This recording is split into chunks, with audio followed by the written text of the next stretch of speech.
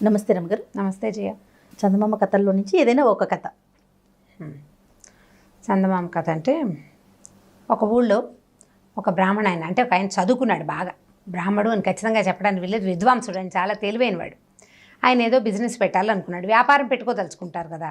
వ్యాపారం పెట్టాడు, ఒక కొట్టు అద్దెకి తీసుకున్నాడు. ఆయన అక్కడ కూర్చునేవాడు. బోర్డు ఒకటి రాయించాడు. ఏం రాయించారంటే బోర్డు, ఇక్కడ వివేకం అమ్మబడును. వివేకం అమ్మే బిజినెస్ మొదలు పెట్టుకున్నాడు అనమాట. తెలివితేటలు అమ్ముతారు. తెలివితేటలు ఎలా అమ్ముతారు చూడాలి. అయితే ఆ ఊళ్ళో ఒక సంపన్న వ్యాపారి ఒక ఆయన ఉన్నాడు.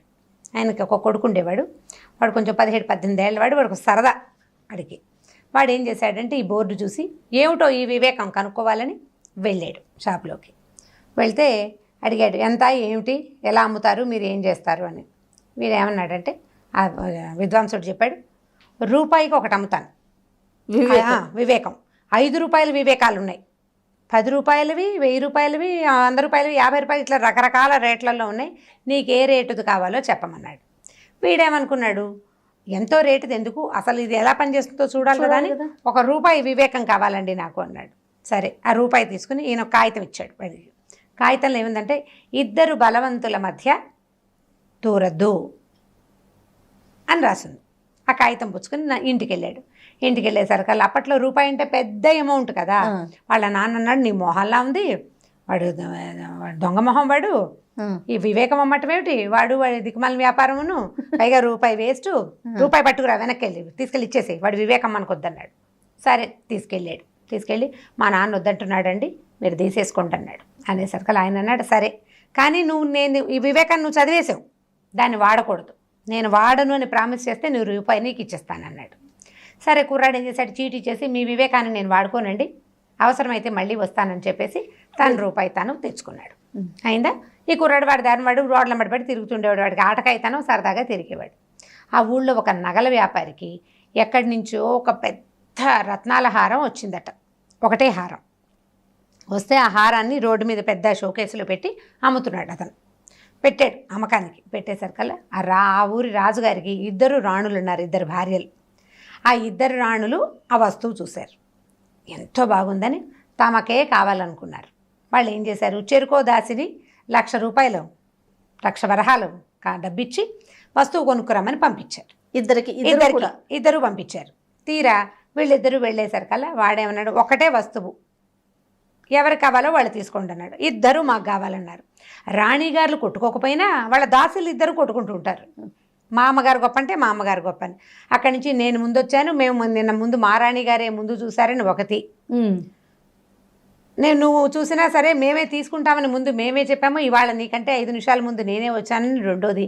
వీళ్ళిద్దరూ చెడామడా కొట్లాడుకున్నారు. ఈ వ్యాపారస్తుడికి విసుగుబుట్టి నగల వ్యాపారికి, మీ 2 కొట్లాట తేలేక అప్పుడు రండి అని వాళ్ళిద్దరిని తోలేశాడు. వాకిట్లో మరి కొట్టు బయటంతా ఈ గలాభాగా ఉంటే జనాలు ఎవరిది వస్తారు, కొట్లోకి పంపించేశాడు. ఈ దాసీలు 2 పోయి రాణిగారికి చెప్పారు. రాణిగారులు 2 ఈ తగాదాన్ని రాజుగారి దగ్గరికి తీసుకెళ్లారు. నేను ముందు చూశానంటే నేను ముందు చూశాను, నేను ముందు వెళ్ళానంటే నేను ముందు వెళ్ళా, ఈ తగాదా తెగలేదు. ఈయన అన్నాడు, సరే ముందు ఎవరు వెళ్ళారో చెప్పడానికి ఒక సాక్ష్యం ఉందా? నగల వ్యాపారి నాకు తెలీదు, నేను చూడలేదన్నాడు. ఈ అమ్మాయిలు 2 దాసీ అమ్మాయిలు ఉన్నారుగా, వీళ్ళిద్దరు ఏమన్నారంటే, ఫలానా శెట్టిగారి అబ్బాయి కుర్రాడు ఉన్నాడు కదండి, వాడు అక్కడే నుంచున్నాడండి, ఈ చోద్యం చూశాడు వాడని చెప్పారు.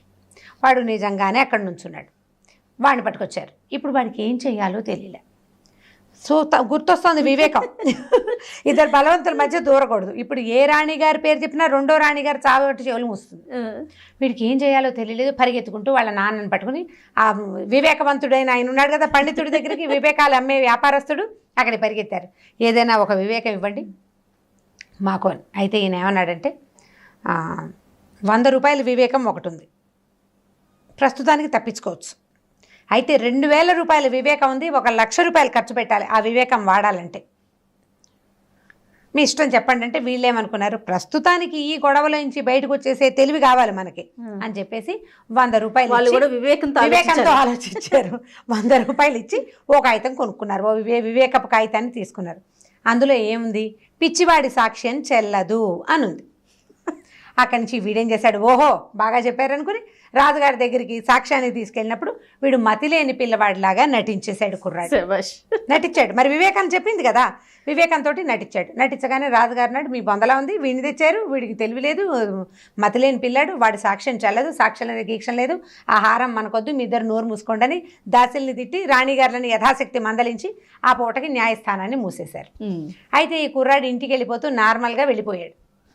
వెళ్ళేసరికి ఈ దాసీలు ఇద్దరు, వీడు దొంగ వెధవా, వీడు అబద్ధం చెప్పాడు, వీడు నిజానికి పిచ్చివాడు కాదు, వీడు మన తగాదా తీర్చకుండా దొంగ నటన రాజుగారి ముందు నటించాడని పగబెట్టేసుకున్నారు వీడి మీద.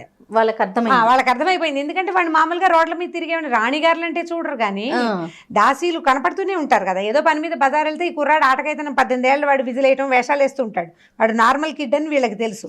అక్కడి నుంచి వాళ్ళు ఏం చేశారు, వాడు కనపడ్డప్పుడల్లా నీ అంతు చూస్తాం, మా రాణిగారి నీ సంగతి చూస్తుందిలే అని వాడిని బెదిరించేవాళ్ళు. వీడికి ఏం చేయాలో తెలియలే. ఏ రాణులు ఇద్దరికీ కోపంగా ఉంది తన మీద, రాణులకున్నా లేకపోయినా దాసీగణానికి హెచ్చుగా ఉందన్నమాట. వీడు బాగా ఆలోచించి ఏదైనా ఉపాయం కావాలని మళ్ళీ వెళ్ళాడు. వెళ్తే ఈయన ఏమన్నాడంటే, నేను ముందే చెప్పా కదా 2000 రూపాయల వివేకం ఉంది, కొనుక్కోండి, కానీ 1,00,000 ఖర్చు అవుతుంది దానికి, మీరు ఆ వివేకాన్ని ఇంప్లిమెంట్ చేయాలంటే 1 lakh అవుతుంది అన్నాడు. వీళ్ళు వద్దనుకుని మానేసుకున్నారు. వద్దనుకుని మానేస్తే ఒకరోజు రాణివాస నుంచి ఒక ఆయుధం వచ్చింది, నీ అంతు చూస్తాం, మాతో పెట్టుకోవద్దు, ఇలాంటి వాక్యాలు రావడం మొదలెట్టినాయి. 2 రోజులు 3 రోజులు వీడికి భయం పట్టుకుందనమాట. 2-3 రోజుల నుంచి కాగితాలు వస్తున్నాయి. ఈ దాసీలే వీడిని బెదిరించి వాడితో నిజం చెప్పించడానికి చేశారు. రాణిగారి హస్తం కొద్దిగా ఉంది, ఎక్కువ లేదు. వీడికి ఆగలేకపోయాడు. నాన్న ఏదైనా సరే ఇందులోంచి తప్పించుకోవాలి, మొట్టమొదట గనక ఆ వివేకాన్ని నేను వాడుకుంటుంటే వాళ్ళిద్దరూ పోట్లాడుకుంటున్నప్పుడు నేను అక్కడ నుంచోకుండా ఉండేవాడిని. మొదటి వివేకం వాడుకుంటే ఇద్దరు బలవంతుల మధ్య దూరద్దు అన్నప్పుడు వాళ్ళిద్దరు పోటాడుకుంటూ నాకెందుకు వచ్చిందని నేను వచ్చేసేవాడిని. కానీ మనం ఏం చేసాము, రూపాయి వెనక్కి తీసుకుంటూ ఈ ఇంప్లిమెంట్ చెయ్యము, ఈ వివేకాన్ని వాడుకోనని చెప్పాను. కాబట్టి నా బుద్ధి ప్రకారం నేను అక్కడ నుంచున్నాను, దానివల్ల ఈ బాధ అంతా వచ్చింది. కాబట్టి ఈ వివేకవంత పండితుడి యొక్క వివేకాన్ని మనం కొనుక్కుని వాడాల్సిందే, నాకు భయం వేస్తుందని వాడు ఏడ్చి గగ్గోలు పెట్టాడు వాళ్ళ నాన్న దగ్గర. సరే నాన్న కొడుకు పోయారు అక్కడికి, మళ్ళీ వెళ్ళారు. మరి ఏం చేస్తారు, వీళ్ళ నుంచి తప్పించుకునే మార్గం లేదు. మరి వెళ్ళేసరికల్లా ఆయన వాళ్ళు ఏం చేశాడంటే 2000 రూపాయలు తీసుకుని డబ్బాలో పెట్టుకున్నాడు, ఒక కాగితం ఇచ్చాడు. ఆ కాగితం మీద ఏముందంటే, ఆ హారం నువ్వే కొని రాజుగారికి బహుకరించు.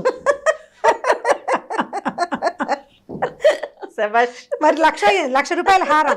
ఈ వ్యాపారస్తుడు ఏం చేశాడు, రాజుగారికి ఆ సంవత్సరానికి ఒకసారి ఏవో గిఫ్ట్లు ఇస్తారు కదా, మహారాజులకి గిఫ్ట్లు ఇచ్చే విధానం ఉంది కదా. మామూలుగా అయితే ఏ 5,000 10,000 పెట్టును, ఇప్పుడు చచ్చినట్టు ఇంకేమీ దారలేక ఏం చేశాడు, మొదటి రూపాయి వివేకాన్ని వాడుకుంటే 1,00,000 రూపాయలు ఖర్చు అయ్యేది కాదు. వెళ్ళి ఆ హారాన్ని కొన్నాడు. కొని రాజుగారికి తీసుకెళ్ళి అప్పచెప్పేశాడు. హారం ఇల్లు చేరింది కదా, రాణిగారులు ఇద్దరు సంతోషించి చంకలు గుద్దుకున్నారు. మనకే వచ్చేసింది. మనకే రాజుగారికి పరమోత్కృష్టమైన తెలివితేటలున్నాయి, ఆయనకి వివేకం ఎవ్వరూ అమ్మక్కర్లా, ఆయనకి బాగా తెలివి ఉంది. ఏం చేశాడంటే ఆ హారాన్ని, ఎంతో బాగుంది, కొత్త పెళ్లి కూతురు మన కోడలు, ఆమెకి గిఫ్ట్ ఇస్తాను అని చెప్పి ఈ రాణిగారులలో ఒక ఆవిడ కొడుకున్నాడు, 2వ ఆవిడకి కూతురు ఉంది. కూతురికి లాభం లేదు, కోడలకే కావాలి, కొత్తగా వచ్చిన పెళ్లి కూతురు. ఆ హారాన్ని తీసుకెళ్ళి కోడల మెడలో వేశారు. రాణిగారులు ఇద్దరు మాట్లాడకుండా ఊరుకున్నారు. వాళ్ళ గొడవ సమసిపోయింది. వీడు రూపాయి వివేకంతో ఉండిన ఇది బాగుండేదని మళ్ళీ వెళ్ళి ఈసారి ఇంకో వివేకాన్ని 100 రూపాయలు పెట్టి కొనుక్కుంటే అందులో ఏముందంటే, ఒళ్ళు దగ్గర పెట్టుకుని ఉండాలి అని ఉంది. తగాదాల్లోకి వెళ్ళకూడదు, వాళ్ళు ఎవరో మాట్లాడుతుంటే వినకూడదు, నీ పని నువ్వు చేసుకోవాలన్నమాట. ఈ కొత్త వివేకాన్ని కొనుక్కుని వాడు బుద్ధి తెచ్చుకుని తెలివిగా ఉన్నాడు అప్పటి నుంచి. చాలా బాగుంది. కథ కంచుకి మనం ఇంటికి. కానీ ఇలాంటి వివేకాలు అమ్మేవారు ఇప్పుడు కూడా ఉంటే బాగుంటుంది అమ్మగారు. మనకి ఏది కావాలంటే అది వెళ్ళి కొనుక్కొచ్చుకొని ఫాలో అవుతామేమో. ఐడియాస్ అమ్మేవాళ్ళు ఇప్పుడు కూడా ఉన్నారు జయ, మీరు సరిగ్గా సెర్చ్ చేయటం లేదు. మీకు గుడ్ ఐడియా కావాలి, మీరు నన్ను అడగండి, రూపాయి 2 రూపాయలు అంటే కాకుండా 100 1000 ఇస్తానంటే నేను కూడా చెప్పేస్తారా?